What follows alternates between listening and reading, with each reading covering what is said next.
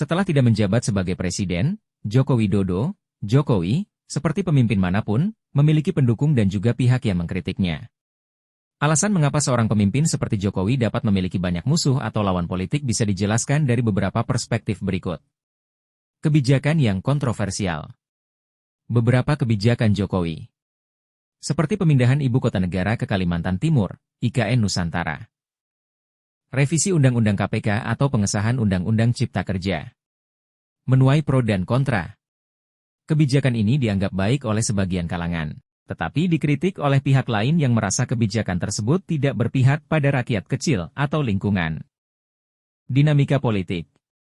Dalam sistem demokrasi, perbedaan pandangan politik adalah hal yang wajar. Lawan politik Jokowi sering menggunakan isu-isu tertentu untuk melemahkan posisi atau kebijakan pemerintahannya, baik untuk kepentingan partai, kelompok, atau pribadi. Ketidakpuasan ekonomi. Meskipun Jokowi telah membawa banyak perubahan, tidak semua orang merasakan dampak positifnya.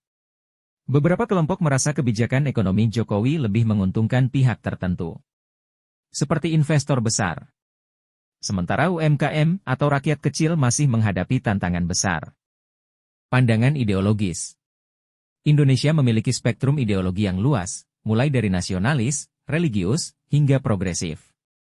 Jokowi sering mendapat kritik dari kelompok tertentu yang merasa bahwa kebijakannya tidak sejalan dengan ideologi mereka, baik dari sisi agama, budaya, atau pandangan sosial.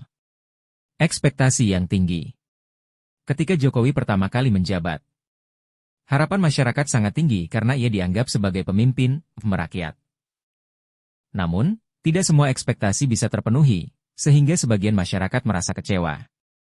Media dan informasi yang beredar. Perkembangan media sosial membuat isu-isu kecil dapat dengan cepat menjadi besar. Banyak berita, termasuk yang tidak benar, hoaks, menyebar luas dan mempengaruhi opini publik terhadap Jokowi. Kritik terhadap gaya kepemimpinan. Beberapa pihak menganggap gaya kepemimpinan Jokowi terlalu pragmatis atau sentralistis, yang dianggap tidak cukup melibatkan partisipasi publik dalam pengambilan keputusan besar. Meskipun demikian, perlu diingat bahwa perbedaan pendapat dan kritik adalah bagian dari demokrasi yang sehat.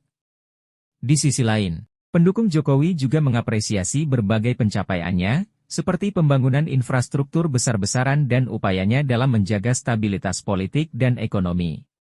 Pandangan terhadap kepemimpinan Jokowi sangat bergantung pada sudut pandang individu atau kelompok. Pandangan ideologis. Indonesia memiliki spektrum ideologi yang luas, mulai dari nasionalis, religius, hingga progresif. Jokowi sering mendapat kritik dari kelompok tertentu yang merasa bahwa kebijakannya tidak sejalan dengan ideologi mereka, baik dari sisi agama, budaya, atau pandangan sosial. Ekspektasi yang tinggi. Ketika Jokowi pertama kali menjabat, harapan masyarakat sangat tinggi karena ia dianggap sebagai pemimpin merakyat. Namun, tidak semua ekspektasi bisa terpenuhi, sehingga sebagian masyarakat merasa kecewa.